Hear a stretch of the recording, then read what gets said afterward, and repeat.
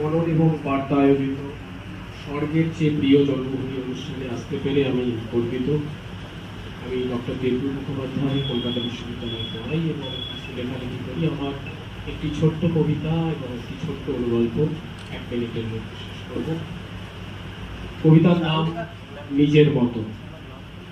নীরব স্বাধীনতা নিজের মতো, জীবন ঘনিষ্ঠ কিছু মুহূর্তে, নিরুপায় মন বারবার স্পর্শকাতর, অস্পষ্ট অভিলাষ কোথাও মায়াহীন, হারিয়ে যাওয়ায় স্বাধীন স্বর, চিৎকার করে পাহাড়ের কানে কানে, প্রতিধ্বনি মিশবে মোহনায়, সীমাহীন অসীমে চেয়ে দেখবে অকপটে, ডানা মেলে উড়বে নামহীন বিহঙ্গ, নিবিড় কোলাহলে বেজে উঠবে আকাশ, নিজের মতো গেয়ে উঠবে গান, আঙুলের ফাঁকে সৃষ্ট হবে মুক্তির ছন্দ, নাটকের চরিত্রে ভাঙবে রুদ্ধ দুয়ার, গল্পগুলো ঘুরবে আপন মনে, নীরব স্বাধীনতা কথা বলবে নিজের মতো, আনন্দ আনন্দ আনন্দ।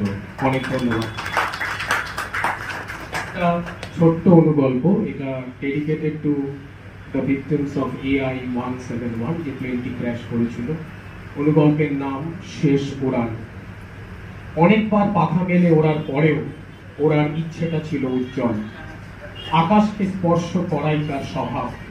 মনের আনন্দে পাখা মেলে মাটির বুক থেকে ঘুম ভাঙে তার তারার কাছাকাছি।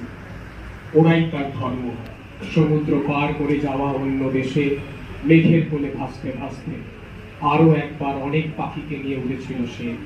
আকাশ তখন বর্ণময় ঝলমলে সূর্যালোকে স্নাত। হঠাৎ যেন রাতের হাতছানি। কিছুটা ওড়ার পর কেমন যেন অন্ধকার হয়ে এলো সব।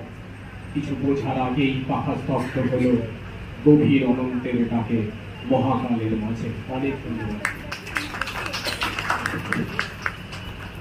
শুভেচ্ছা জানাই দেবদূতকে। আমি